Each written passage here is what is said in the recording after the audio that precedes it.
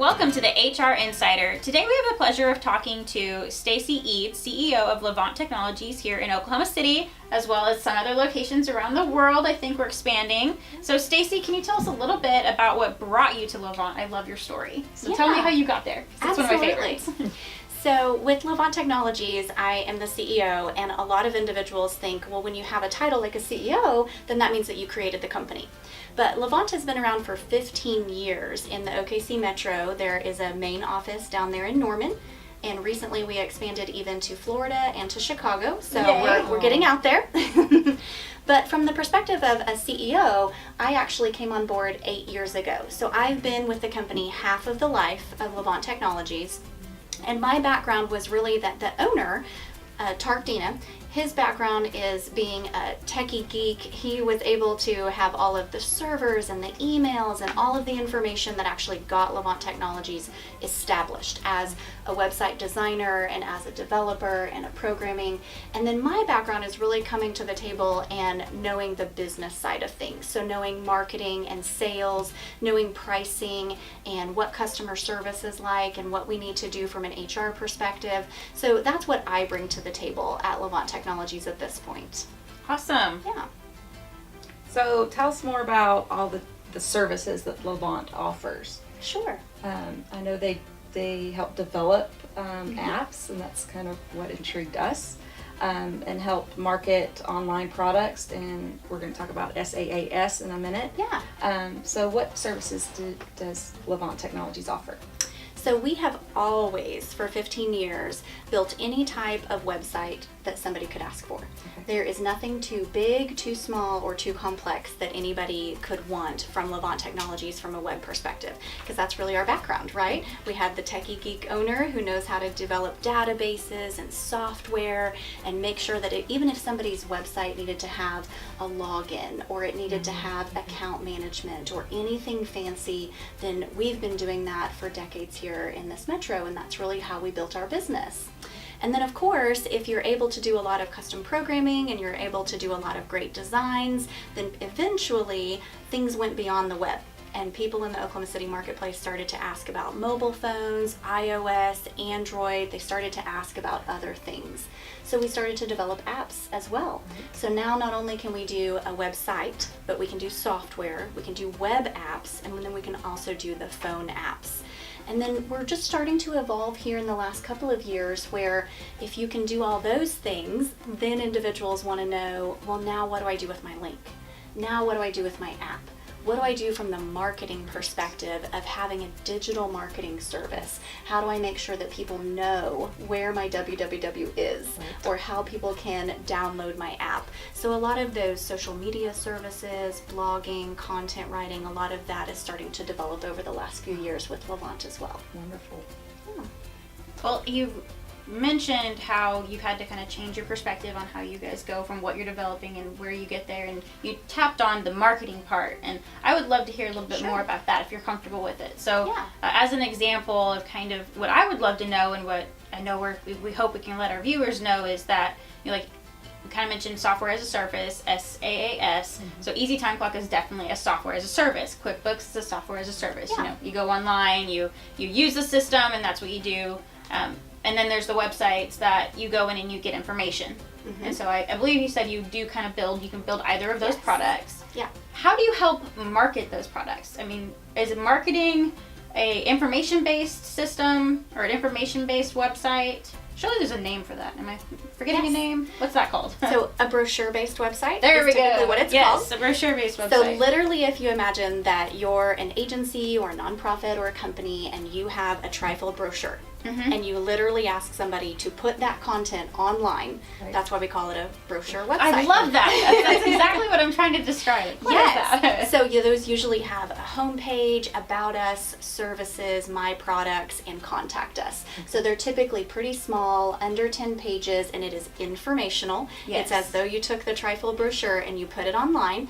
And Levant Technologies at this point, we're a pretty large agency, so we're doing up to 100 brochure websites a year. We typically launch a website every 3 days. Wow. Yeah. That's excellent. Good for So you. when you're dealing with that type of a website, you're usually dealing with a company or a nonprofit who wants to be sure that the bones of their website are perfect, that the search engine optimization, that the search engine on-page information is accurate, and that the web developer has done all of the check the box kind of things that they can do to make Google and Bing happy, that you have meta description, that you have proper keywords that have been researched, and that you have H1 tags and meta descriptions. There's just a checklist of things that ensures that a brochure-based website can be found online, and that you haven't done any of the no-nos that Google doesn't want from you. It helps basically. you get to page 1, page 2 of Google when Exactly. being searched for. Yeah, so that's a brochure-based website. Whereas any kind of software, there's a couple of different options. So typically what Levant Technologies does is somebody will call us up and they'll say, I have a dream. I have an idea. I either want to develop this website, or I want to develop this database, or I want to develop this app.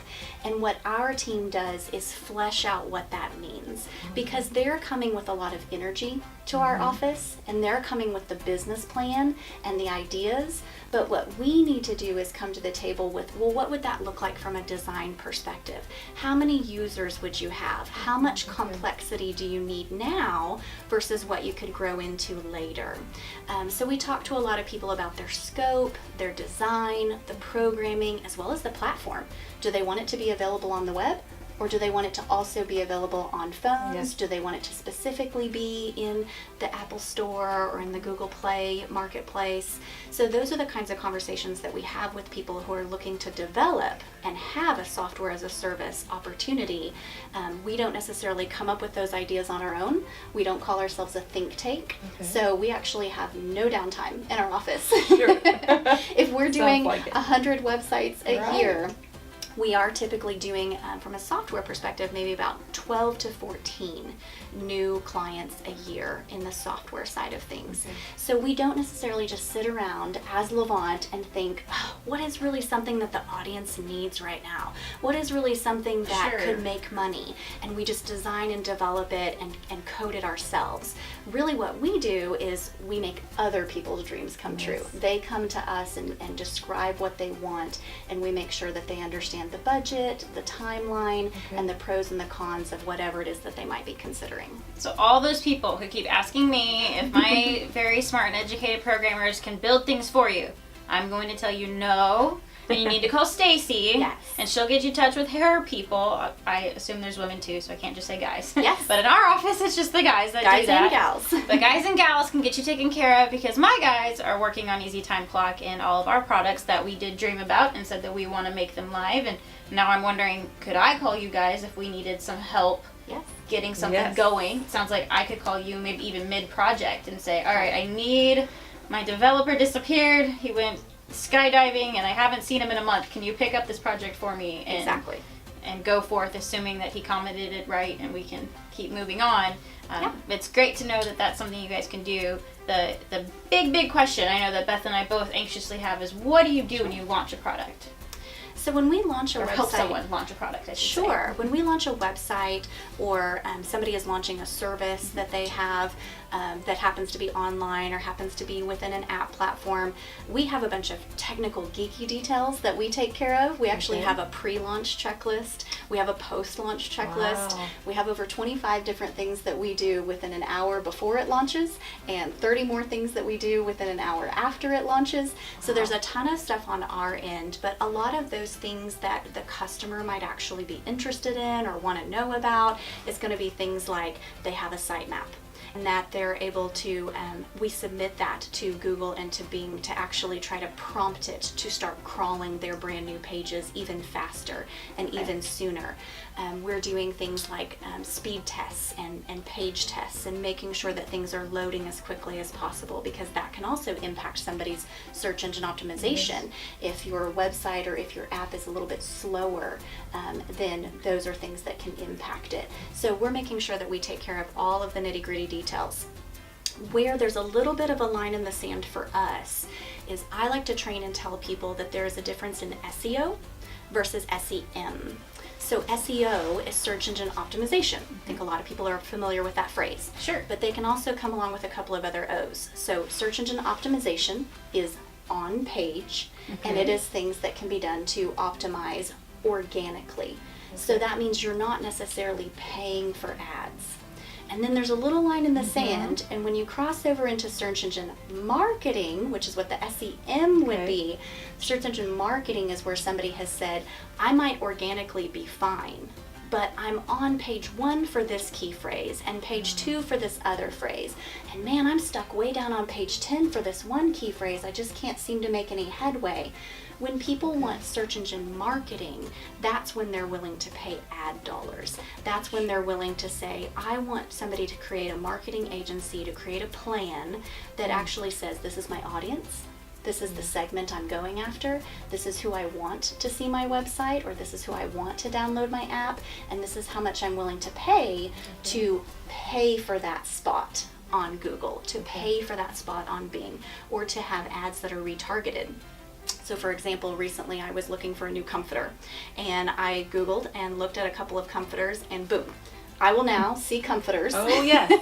For the next 6 months. I will see comforters for days on end. Everywhere you go. Yes. So that's retargeted marketing, and that falls in the SEM category. There's Search the engine unicorns marketing. we talk about. Yes. We call them The magic unicorns.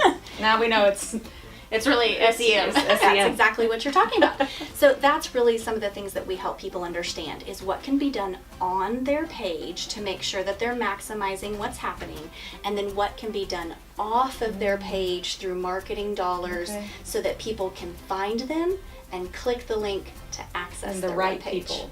Yes. The right people finding them. Exactly. I am so intrigued. So, yes, we're gonna have to take you to lunch or dinner, a long lunch and dinner to pick your brain. But that's fascinating. As far as launching, and you answered some questions Alicia just asked.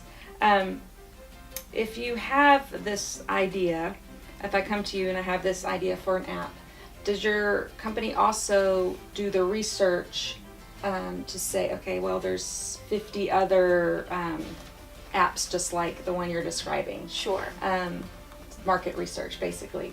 And are you honest with those Absolutely. clients and say this is not a good idea, or we can do this, but this is your competition? Yeah, absolutely. Okay. We get a ton of phone calls from individuals who think that they have come up with the greatest thing since sliced bread. Yes. That's what I call it.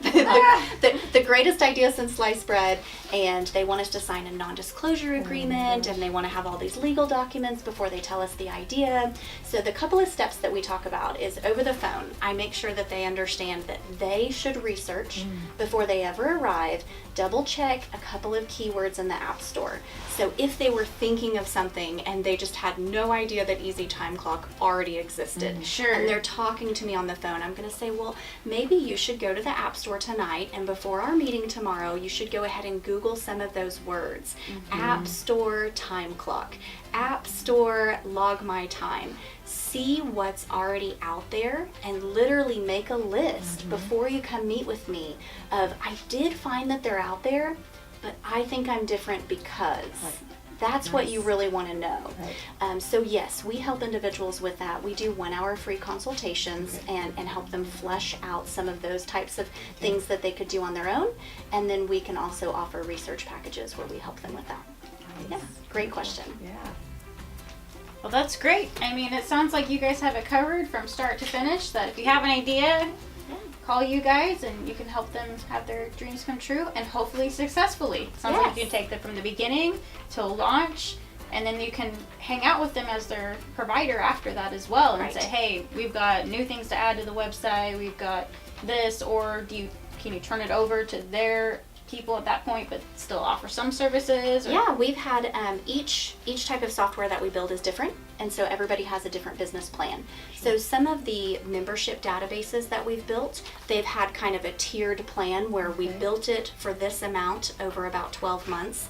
We knew that they had phase 2 and 3 already ready and scoped. And so possibly in that second year, maybe their budget became half, and we worked on phase 2 rollout, phase 3 rollout, and then maybe their budget became 25% that third year, because now it's just lingering things that their board members think of, or clients have been using it, so they come up with new ideas.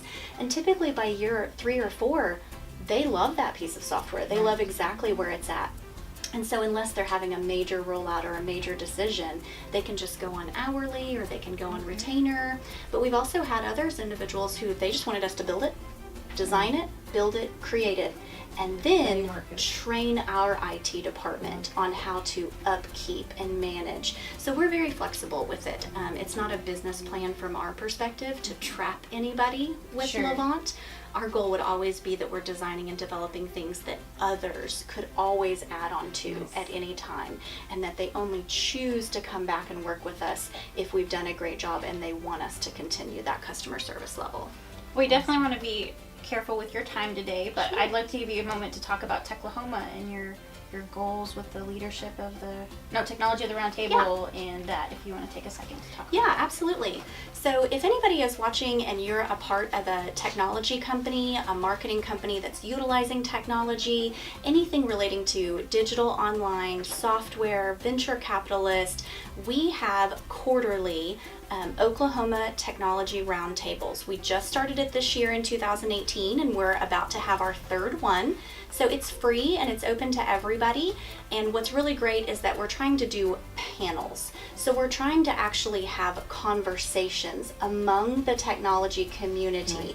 How are you marketing your stuff? What's working well for you? What could I leverage off of things that you've learned, or pros and cons whenever you were looking for financing as a startup agency?